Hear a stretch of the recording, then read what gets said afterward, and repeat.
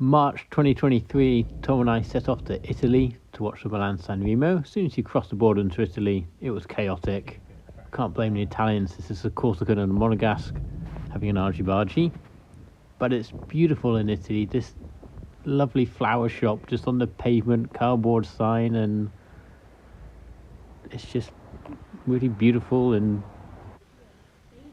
we just parked and get out the car onto this bike track, and it's this incredibly long tunnel as far as the eye can see this way, and turn around the same the other way. I'm not sure how long this tunnel was, but it's the longest tunnel I've ever cycled through. And on the other side, nice sea, but it was really windy,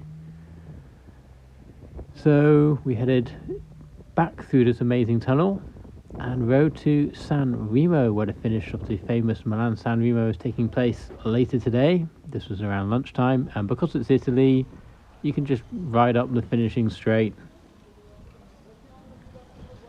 Not sure if you're really allowed to, but you know, people do it. Laughing at us going, look at them taking pictures of a €7 pizza.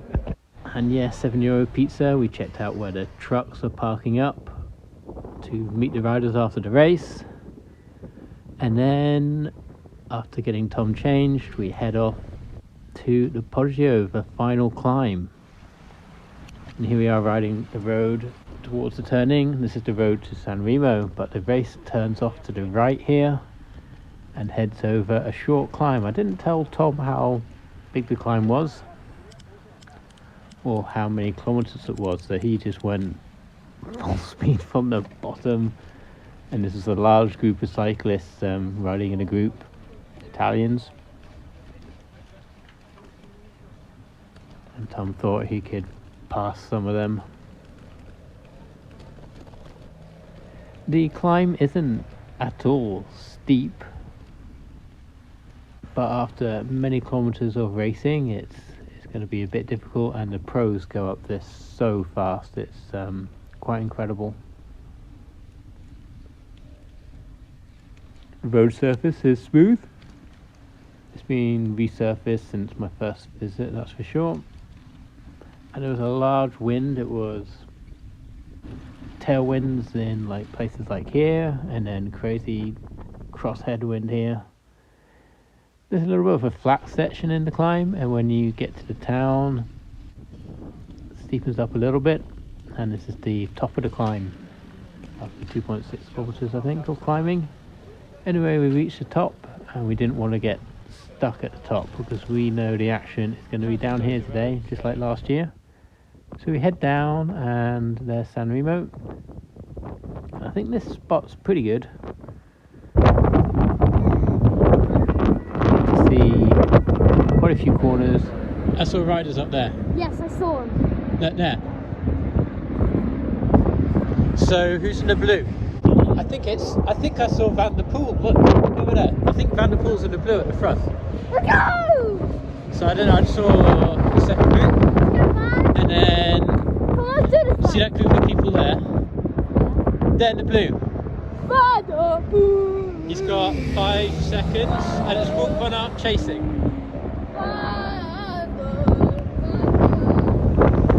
I'm going to leave this live audio up because we got to see the deciding moment of the race right before our own eyes.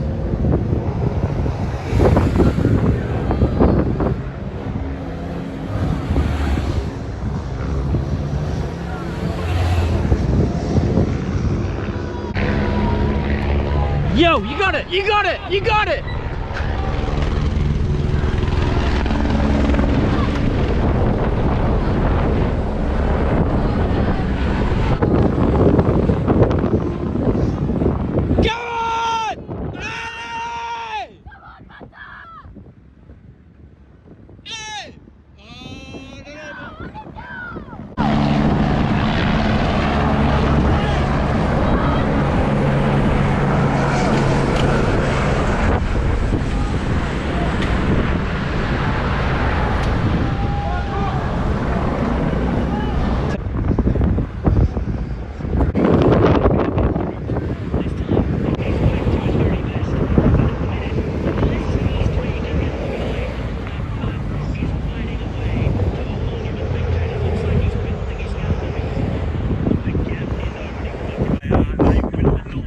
this there. man, barring incident or accident Right for there, Poggio van der Poel. He targeted this race. He built himself up slowly after winning the Cyclocross Worlds. Strada Bianchi was a struggle.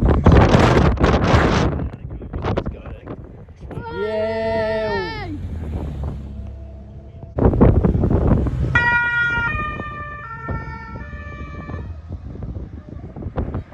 They're still racing. Well,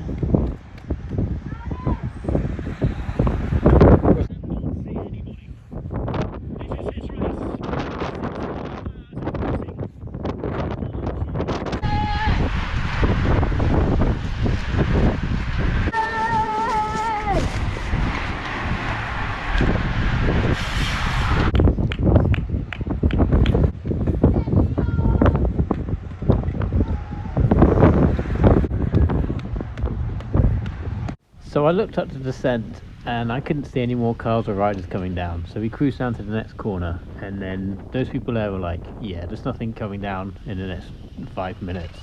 So we started going down in a group, and I said to Tom, if there's any riders coming behind us, we get out the way immediately off the road. And I know we've got a good 3-4 minutes on potentially any riders behind, so we cruised on down the hill. There was a good 160 riders had already gone down, so maybe there's just someone way far back and the Poggio Valley was behind them, I don't know. But anyway, thought we'd go down the road while there wasn't going to be any traffic on it. There we go. Good excuse to be safe. So anyway, Tom is descending the Poggio while the race is on. I know there's police here because there were last year when we did the same thing. Anyway, no, they just thought we were part of the race, even though I'm wearing a hoodie and Tom is a child. Anyway, we decided to pick up the pace,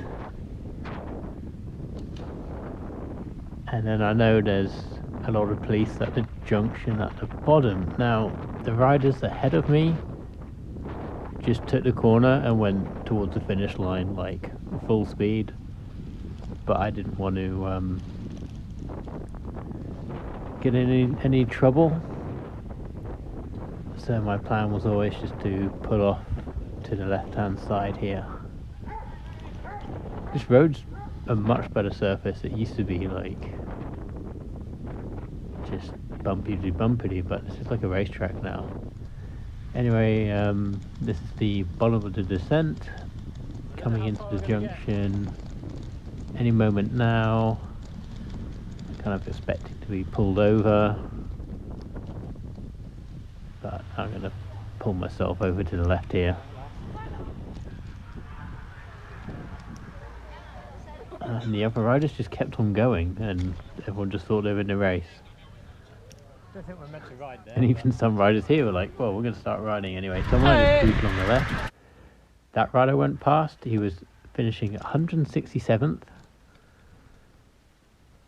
And so Tom and I want to get to the finish line because we want to get to the teen trucks, but we're going to be a bit too late to get the bottles. There's the final corner.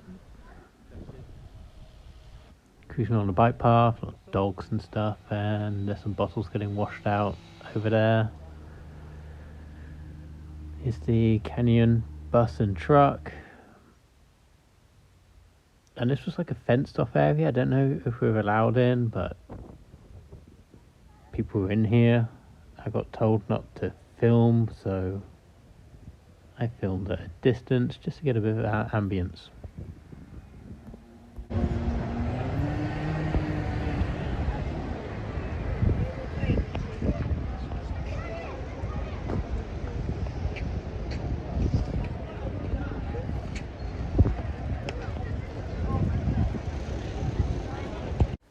Tom ended up not getting any bottles, but he had fun visiting the buses, seeing Ineos and stuff. I did see Wout van Aert riding through. I just pulled to one side and let him past. And the trucks are super cool. All those cassettes in the back there. All those bikes going into a car. That's Peter Sagan's van. And Italy is beautiful. Crazy, different, but super awesome, beautiful. Looking forward to visiting again.